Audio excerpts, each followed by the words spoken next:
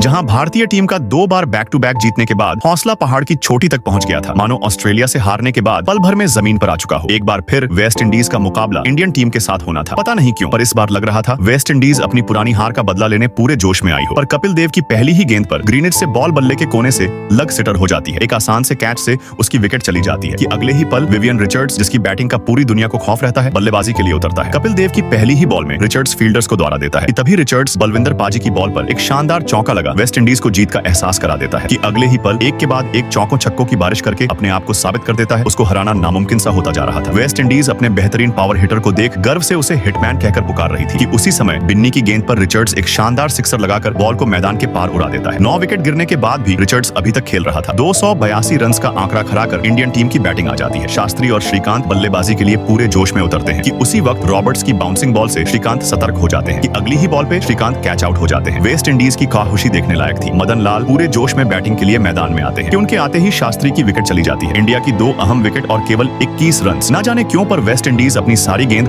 उनके मुंह पर ही फेंक रही थी। बचते बचाते मदन लाल अपनी विकेट पर टिके हुए थे कि वेंगसरकर चौका मार देता है। फिर किस्मत ऐसी खुली कि हर गेंद बाउंड्री चूम रही थी। उस अकेले बंदे ने स्कोर 71 तक पहुंचा दिया कि अगले ही पल मार्शल गुस्से में बॉल को ऐसा मारता है कि वेंगसरकर का जबड़ा तोड़ देता है। बुरी तरीके से इंजर्ड करने के बाद भी लग रहा था मानो उसका दिल बहुत कठोर है। सभी भारतीयों को जीत की नई किरण दिखाने वाला खुद बेहाल हो चुका था। मदन लाल और पाटिल के अंदर की आग ज्वालामुखी की तरह पनप रही थी। 7वें पार्ट के लिए कमेंट करना ना भूलें।